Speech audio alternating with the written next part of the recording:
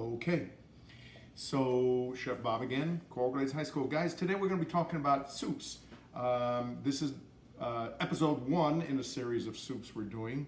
This is a classic soup of Spain served cold. My experience with this soup was when I was a young sailor. I remember going to Malaga, Spain, in the southern tip of the Spanish Peninsula, and going on the boardwalk and sitting in the little restaurants and cafes along the boardwalk and just sitting there and drinking an ice cold San Miguel beer and sipping an ice cold gazpacho, literally served with ice cubes in it. It was so good. At any rate, let me start. What are we talking about as far as ingredients? Okay, you're gonna need extra virgin olive oil, and I'm talking about, the unfiltered olive oil. Okay, so I've got anywhere between a quarter cup to a half a cup. I've got a little bit more than a quarter cup. As much as a half a cup is okay, but I like to keep the fat a little bit low. Depending on the recipe you see, they will ask for either red wine vinegar or sherry vinegar. I'm gonna add both, so 3 tablespoons of each. Then I'm gonna garnish it with some chopped Italian parsley, right? And a sprinkling of a mixture of sesame seeds and sunflower seeds with a little bit of chili garlic salt in it, right? Okay. The other main ingredients, obviously tomatoes. I've got about 5 organically grown full tomatoes over here. 2 English cucumbers. These are also known as seedless cucumbers.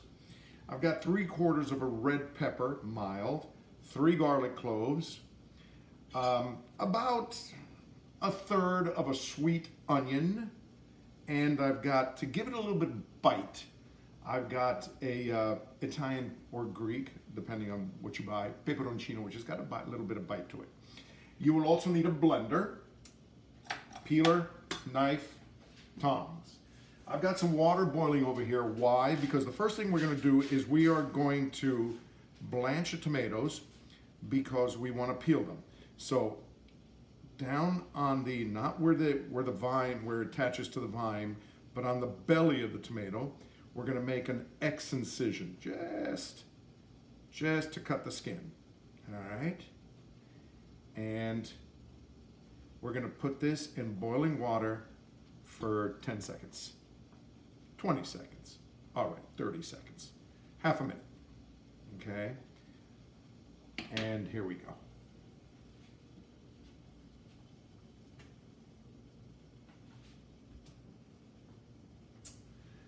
While that's working, I am going to take the stem off the pepper, and I'm just going to chop it up into smaller pieces because it's all going to go into the blender. There's your Greek pepper. I'm going to chop up the red pepper. Remove as much of the pith as you can, the white part, but it doesn't matter because it's all going to get blended up. Okay. And the onion.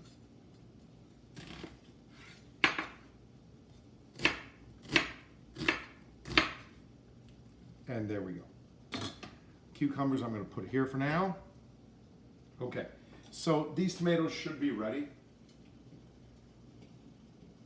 I can see that they're already, the peel is already starting to come off.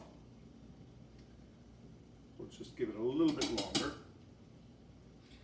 Maybe long enough for me to start peeling one of these cucumbers. So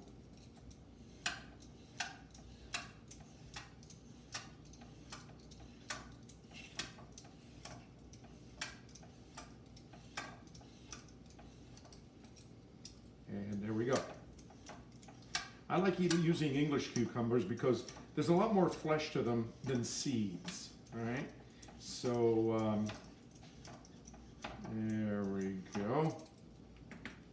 Set this over here. Remember, keep your station always cleaned and organized. There we go. Oops. And these tomatoes are, I know, are ready. So I'm going to pull them out. There we go. Turn the fire off.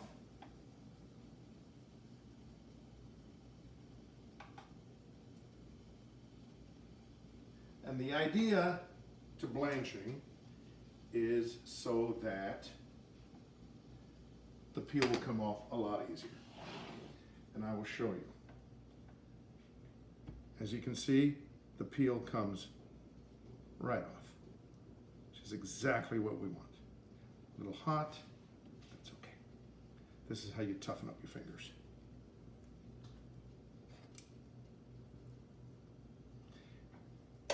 Put that in the blender. And we're going to continue peeling the rest of these. There we go. There we go. Now, back in the old days, back before we had canned tomatoes or tomato sauces pre-made, this is the way my grandma used to make tomato sauce. That's right, in Italy. You used to have to get the tomatoes, blanch them, peel them, then mash them and make a sauce out of them. Two more, and we are almost there. Now, once this is prepared, it will keep in the refrigerator for up to 7 days. Now, health department says no longer than 7 days. There's nothing, no animal products in this. There's nothing perishable or anything like that. So, I mean, it can go in there. It can stay maybe even up to 8 or 9 days, as long as your refrigerator is at the proper temperature, correct? All right. So we've got this one cucumber, and here's our other cucumber. I'm going to peel this one too. So here we go. Now, you know, you talk to some chefs, oh, you got to peel this way, you got to peel that. You know what? Whatever works for you, that's how it works. All right. I remember once I was at, shall I say, is Johnson in Wales, and I was going there for a training, teacher training, and was peeling an onion, and I did it my way, the way I've always done it. And some chef, you know, did, oh, where did you learn how to peel onions? Well, you know what? Yes, you're supposed to peel the onion whole, and then you cut it up. I like to cut my onions in half first and then peel them. But you got whatever works for you guys. That's the important thing, right? So, anyways. So we've got the tomatoes in there. What I'm going to do right now is, since they're using up a lot of space, I'm just going to blend them up, pulse it a little bit. And let's turn the power off. And this, by the way, is a Ninja. This thing is beautiful. I love them. So, there we go. Now we've got more room in there. So now,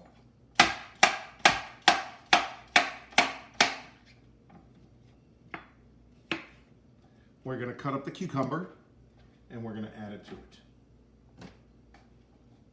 Oops. And I'm going to pulse it a little bit longer so that we can make more room.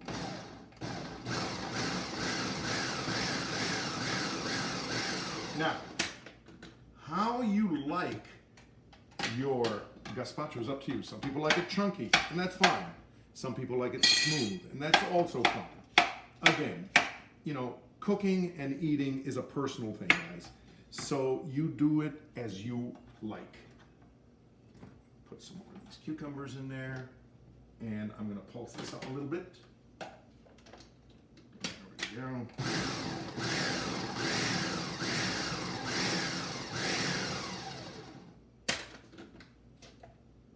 And now I'm going to add the rest of my ingredients. The onions, 3 garlic cloves, peppers. I hope this doesn't explode on me because I am putting it up all the way to the top, but we shall see.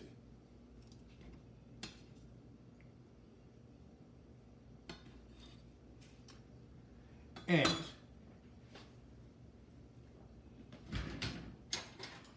I want to put 3 tablespoons each of red wine vinegar.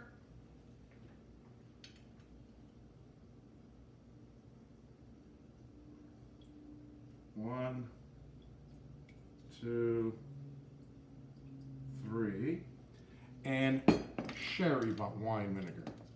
Now again, this is a personal thing. If you don't want to put, you know, if you want to use lemon juice, by all means. It's not very traditional, but you can do it. Or if you want to use malt vinegar or rice vinegar, it's completely up to you. Whatever whatever makes you happy. Cooking is supposed to make you happy. I'm gonna add the olive oil. I'm gonna do a few grinds of pepper. And I'm crazy about truffle salt. So I'm gonna pull out my truffle salt. And this is now available at Publix. So I'm gonna add about 2 teaspoons, not tablespoons, of truffle salt. And let's blend this up. Okay.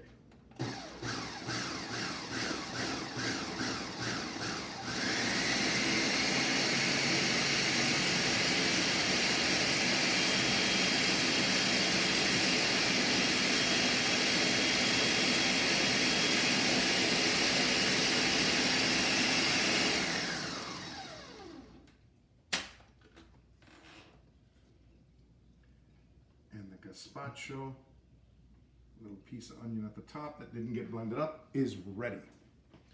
So now I'm going to put some of this in a bowl for you. I'm going to show you what it looks like. I like mine still a little chunky, just like this.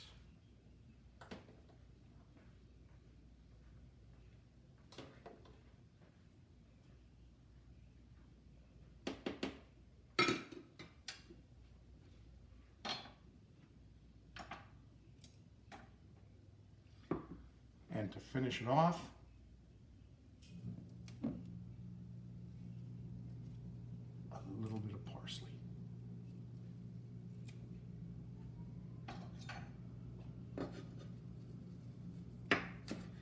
I like flat leaf parsley, but they didn't have that. So we'll use curly parsley, it's okay.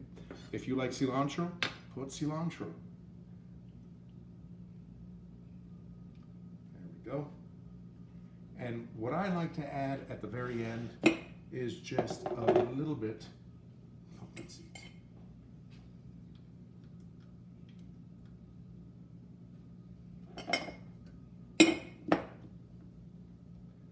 There you have it, folks.